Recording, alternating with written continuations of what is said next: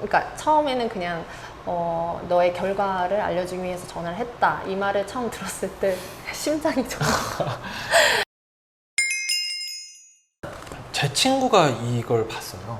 아, 헝가리 친구가 되게 친한 친구인데 지금 드레스덴 슈타트카펠레에서 하기도 하고 되게 열심히 하는 친구인데 그래서 저는 이 오디션에 대해서 그냥 알고 있었어요. 많이 왔고 굉장히 좀 자리가 나서 그래도 유럽 학생들이 다 그런 것들을 공유하잖아요. 맞아요. 그래서 근데 제가 한참 있다가 그 얘기를 들은 지 한참 있다가 한국인이 됐다 이렇게 들어가지고 저는 되게 놀라기도 했고 이 오디션에 대해서 좀 궁금해요. 어떻게 진행이 됐고 어떤 과정으로 이렇게 선발이 됐는지.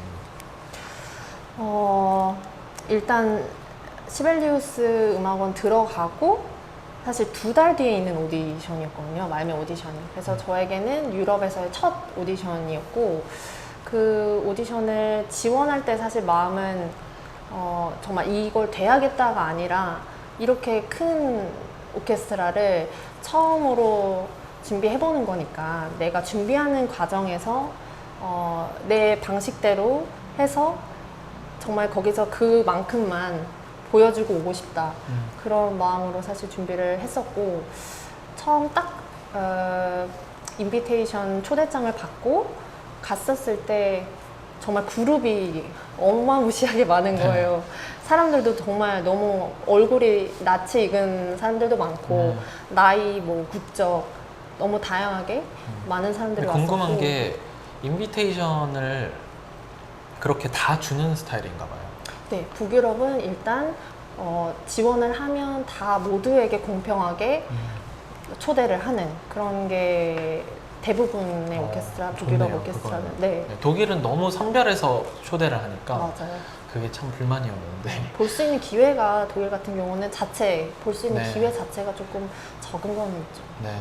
아무튼 그래서 몇 명 정도가 왔어요? 한 160명 정도가 플룻만 그렇게 왔었었고. 그룹으로 해서 그럼 하루에도 다 안 돼? 네, 일단 첫날 전체를 다 1차를 봤었고 한 그룹당 뭐 30명 정도로 기억을 하는데 여러 그룹이 이제 시간대별로 오전, 뭐 오후까지 진행이 됐었었고 1차는 모차르트 콘서트 하셨어요? 네.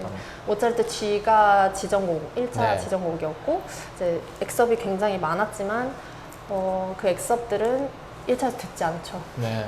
그래서 제 기억으로는 1분이 채 안 되는 모차르트 딱 앞부분만 듣는 게 1차였고요. 네. 다 이제 막이 쳐져서 비공개 오디션이었고 네, 그렇게 해서 일단 그 한 그룹이 끝나면 바로 결과가 나와요. 한 몇 분 뒤에 이 그룹에서는 몇 명 누구누구가 됐고 엑섭을 불 수 있게 되는. 네, 사람들. 그렇죠. 2차 내일이 있는 2차 오디션에 이제 너가 뽑혔다. 이렇게 결과가 바로 저는 항상 나오고. 모차르트만 불러봐가지고 오디션에서 엑섭 되게 열심히 연습했는데 그래서 불 수 있게 1차에서 돼서 이제 근데 그 1차에서 뽑은 인원이 어느 정도 규모였어요? 1차에서 저희 그룹에서는 저 포함해서 2명 정도였고 뭐 어떤 그룹은 아예 안 뽑히는 경우도 있고 뭐 3명이 뽑히는 경우도 있고 제 기억으로는 한 10명 조금 넘은 그 인원이 1차에서 올라갔는데 네. 이제 저는 한 10몇 명에서 경연을 하겠구나라고 생각을 했는데 2차에 가니까 한 30명 정도인 거예요. 그래서 알고 보니까 낙하산? 아닌가요? 이미 잡이 있는 아. 이제 잡이 있는 플루티스트들이 2차에서 이제 초대를 받게 된 거죠. 일단 경력이 있으니까 이제 엑섭부터 시작을 할 수 있는 그런. 모차르트는 그럼 아예 안 부르는 건가요? 네, 모차르트는 안 불고 그렇게 해서 이제 1차에서 올라간 그 인원과 이제 2차에서 바로 합류한 그 인원이 합쳐져서 한 30명 정도가 그때 그 다음 날부터 경연을 하게 되는 건데 사실 계속 좁혀질 때까지 라운드가 진행이 된다고 보면은 되고요. 그래서 한 무한 계속. 그래서 엑섭이 정말 많아요. 몇 개 정도 받았어요? 한 15개 넘게 돼 있고, 그리고 파이널에는 닐슨 콘체르토를 피아노와 함께 하는 게 지정이었고요. 네. 그래서 2차에서 엑섭을 한 5개 정도를 네. 듣고, 그 중에서 15명 네. 정도, 한 반이 줄고, 네. 그 인원 가지고 또 그 또 다음 엑섭을 네. 하고. 그래서 아침에 시작해서 진짜 한 7시, 8시까지 하루 종일 네. 정말 줄여질 때까지 계속 진행이 되죠. 그러니까 2차, 3차가 같은 날. 네. 그럼 2차, 잠깐 3차. 기다렸다가 또 보고. 네. 굉장히 고통스러운 과정이에요, 그날은. 그래서 거기 자리에서 안 된 친구들은 러게지 끌고 바로 떠나는, 그렇죠. 그런 게 좀. 힘드셨겠네요, 어쨌든. 네. 그래서 어쨌든 그래서 최종에서는 닐슨. 네, 닐슨과 또 엑섭을 들어요. 어, 엑섭을 계속 한 2-3개씩 넣어서 매번 라운드마다. 그것도 그날. 하는. 네. 그래서 사실 체력적으로 좀 힘든 게 있는 것 같아요. 이런 네. 오케스트라 오디션은 라운드가 굉장히 길어지기 때문에 그 사이사이에 내가 먹는 것도 사실 잘 챙겨 먹어야 되고, 정신적으로도 이제 지치니까 네. 한 번 이걸로 끝나는 게 아니라 그 다음에 또 해야 되고 또 해야 되고 하기 때문에, 그리고 번호도 계속 다시 새로 네. 뽑고 해서 정신적, 육체적 다 지치는 그런 하루죠. 네. 그렇게 해서 최종으로 선발이 되신 건가요, 그날? 네, 그날 이제 마지막 저는 5차까지 봤는데, 5차가 끝나고 한 명의 위너가 아니라 3명을 뽑는 거예요. 네. 저를 포함해서 스웨덴 친구 1명, 그다음 프랑스 친구 1명이 호명이 됐는데, 그게 이제 의미가 뭐냐면 그 친구들을 가지고 이 오케스트라 안에서 직접 같이 연주를 해보는 주를 한 몇 주 정도를 하는 그런 경연이 다시 좀 주어지는 거고, 그거를 받고 이제 한 몇 달 뒤에 다른 곡들로 같이 오케스트라 단원들하고 연주를 해보는, 실제 연주를 네, 하는. 실제 네. 연주를 하고, 이제 거기서 또 뭐 2명이 추려진다거나 아니면 1명이 추려지는데, 이제 거기서 정말 너무 운이 좋게 제가 혼자 이게 돼가지고 다시 1년 정도를 수습 기간을 거쳐. 와, 굉장히 힘들고 길고 잔인한 시간이네요. 맞아요. 네. 그러면 그 테스트 연주는 한 번씩 하나요? 아니면 좀 더 많이? 아니에요. 한 2주 정도를 네. 그 2번, 3번 연주를, 2-3번의 연주를 다른 곡으로 이제 2주 동안 해보는 거죠. 네. 그렇게 해서 선발이 되고 그 다음에 1년 네. 수습 기간. 1년 동안은 이제 이 단원이 이 오케스트라에 적합한지, 네. 이제 그 기간이 종신 단원으로 임명하기까지를 지켜보는 네. 그런 기간이라고 볼 수 있죠. 저도 그래서 종신 단원이라는 게 유럽에서는 있으니까 굉장히 뭐 소위 말하는 철밥통이라고 하기도 하고, 정말 자기가 은퇴할 때까지 있을 수 있는 거네요. 좋다고 생각하지만 사실 그 1년의 수습이나 또는 베를린필의 2년 수습이나 빈필이나 이런 게 굉장히 잔인하다고 저는 많이 들었었고, 그런 것 같아요. 그래서 어떤 독일 오케스트라는 9명을 수습만 9명을 하고 아무도 안 뽑는 이런 맞아요, 경우도 맞아요. 있고, 수석 정말 같은 많아요. 경우도 그렇고. 그래서 그걸 어쨌든 한 번에 통과를 잘 하셨는데, 그 단원들이랑 어땠어요? 오케스트라 이제 단원으로서 활동했을 때. 사실 그 1년 수습 기간이 가장 힘든 부분이 사람들과의 그런 관계, 그리고 어떻게 지내는지, 그거를 사실 되게 비중 있게 보는 것 같아요. 이 사람이 진짜 평생 동안 같이 일을 해도 좋을 만한 사람인지를 평가를 하는 거기 때문에, 사실 연주는 당연히 너무 잘 준비가 되어 있어야 하는 거고, 이제 사람들 대할 때 정말 잘 문제 없이 그냥 단원끼리도 매일매일 보고 일상을 같이 해야 되는 파트너로서 괜찮은지를 보는 거기 때문에, 그거에 대한 스트레스가 사실 더 많은 것 같아요. 그 수습 기간 때. 혹시라도 말실수라든지 아니면 뭐 행동으로서 조금 불편하게 하는 게 있으면 안 되니까 그런 게 조금 눈치가 보이고, 네, 그런 부분이 좀 힘들었던 것 같아요.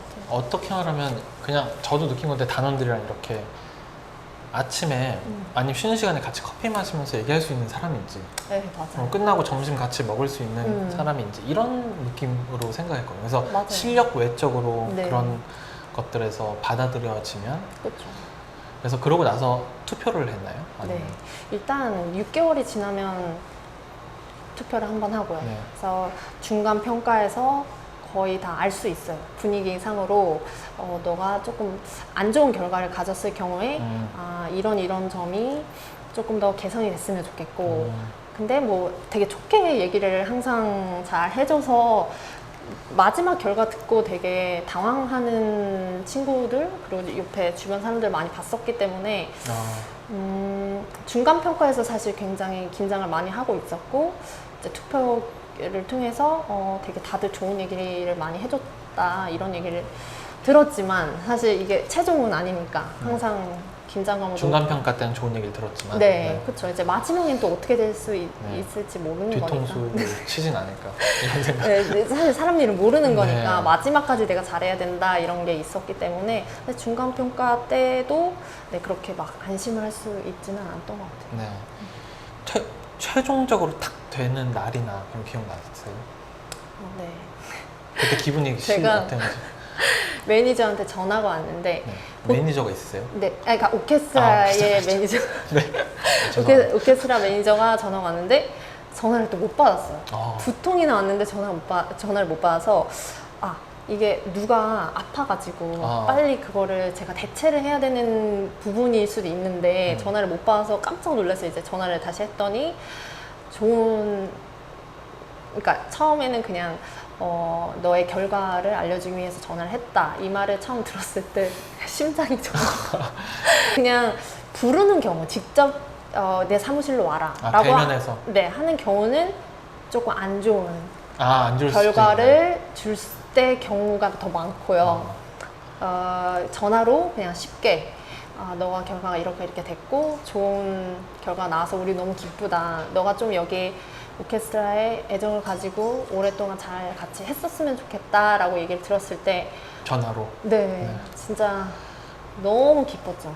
제가 너무 오랫동안 꿈꿔왔던 일이었기 때문에 실감도 안 났고 그러자마자 바로 한국 시간으로 새벽인데 엄마한테 바로 전화를 했는데 피곤하셔가지고 가다가 받으셨는데 너무 좋아하시더라고요. 그래서 너무너무 기뻤던 기억이죠. 네. 학생들을 가르치기도 하시고 네네.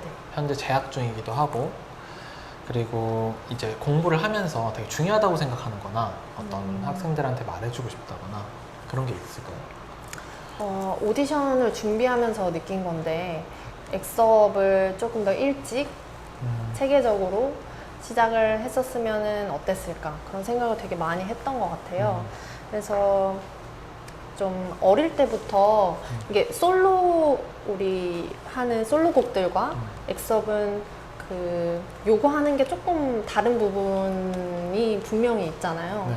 그래서 그런 것들을 일찍부터 고민하고 많이 불어보고 오케스트라도 많이 듣고 엑스업을 그렇게 시작을 하면 훨씬 나중에 편하게 할 수 있지 않을까 그런 생각을 가지고 저도 피콜로를 되게 늦게 시작했어요. 대학 가고 나서 처음 불어봤고 사실 오케스트라 오디션에서 뭐 수석과 부수석의 포지션이 아닌 경우에 너무 당연하게 피콜로를 불어야 되는 게 너무 당연한데 피콜로를 좀 늦게 시작하다 보니까 그거에 대해서 되게 많이 힘들어하고 저 또한 그랬고 그래서 피콜로를 일찍 시작하고 연습하고 그런 거 되게 중요한 것 같은데 제가 이제 파우드에게 코멘트를 받은 것 중에 하나가 파우드를 어떻게 만나게 됐죠?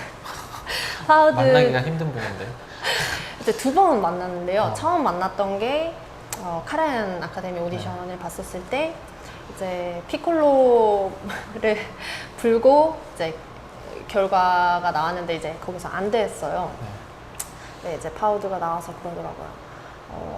어떤 피콜로를 쓰느냐. 딱 보시고 이게 미국 피콜로인데 이 독일에 있는 오디션을 준비를 하면서 미국 피치에 맞는 그 피콜로를 들고 온 것 자체가 잘못됐다. 그리고 너는 전체적으로 음정이 낮았기 때문에 그 너의 피콜로 능력이라고 하기보다는 준비성, 그냥 악기를 딱 가지고 오는 그런 거에서부터 조금 잘못됐다고 얘기를 듣고 조언을 해준 네, 거군요. 조언을 해주셨죠. 그래서 그때부터 좀 피콜로에 대해서 아, 내가 정말 이것도 플룻처럼 연습을 하고 관심을 갖고 해 나가야 되는 부분이구나 라고 느꼈었던 것 같아요. 엄연히 그게 다른 악기잖아요. 맞아요. 네, 그래서 연습도 좀 따로 해야 되고. 네. 두 번 만났다고 하셨는데 한 번은 어디서? 그리고 한 번은 이제 미국에 있는 페스티벌, 그 오케스트라 페스티벌인데요. 2달 동안 하는데 이제 거기에 선생님 마스터 클래스를 해주시는 선생님으로 파우드가 처음이자 마지막이 될 수도 있는 그런 연도였는데 제가 뽑혀가지고 이제 가서 마스터 클래스를 받았죠. 공개적인 마스터 클래스를 받았었고 그때도 이제 그때는 플룻 그냥 솔로 레퍼토어 위주로 받고 엑섭은 부가적으로 받았는데 그 잠깐이었지만 그 엑섭을 가르치실 때 그 눈빛과 그걸 한번 불어주실 때 그 따뜻함. 네. 정말 너무 도움이 많이 됐었고 엑섭을 어떻게 공부를 해야 되고 그리고 되게 많은 걸 알려주셨어요. 책도 추천을 해주셨는데 심플 플룻이라는 책을 추천을 해주셔가지고 그거를 바로 구입을 해서 되게 정독하고 아직까지도 가끔씩 다시 찾아보고 하는 그런 저도 약간 처음 유학 갔을 때 놀란 게 타파넬 고베르가 다가 아니구나. 네. 되게 많구나. 맞아요. 책이. 그래서 되게 다양한 분들이 쓴 되게 좋은 책들 많이 했는데 그런 것가 도움이 많이 되는 것 같아요. 진짜 다 네. 여러 사람의 그 맞아요. 기본 연습책을 보는 게. 그리고 되게 그냥 연습만 하는 게 중요한 게 아니라 그런 책을 보면서 정말 이론적으로도 어떻게 암부셔도 그렇고 아티큘레이션도 어떻게 해야 되는지를 계속 연구하고 찾아보고 하는 게 되게 좋은 것 같아요. 유익하고.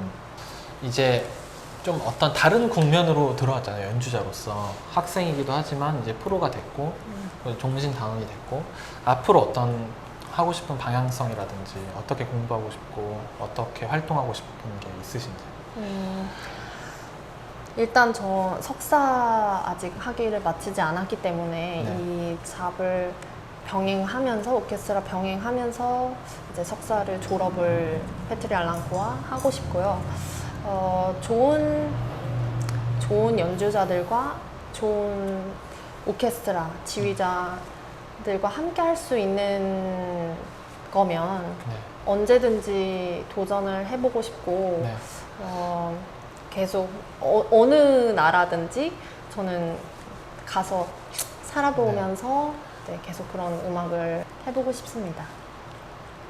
지금 저희가 꽤 긴 시간 얘기를 했는데 일단 나와주셔서 너무 감사하고 어떠셨어요? 인터뷰는? 생각보다 쉽지 않았어요. 쉽지 않죠. 쉽지 않았는데 되게 재밌었고 네. 네, 이렇게 초대해 주셔가지고 감사합니다. 다음에 못한 얘기 있으면 다시 한번 나와서 또 억울하시면 하시는 걸로 하고 네네. 오늘은 이렇게 인사를 드리겠습니다. 긴 영상 봐주셔서 감사하고요. 다음 영상에서 또 뵙겠습니다. 감사합니다. 감사합니다.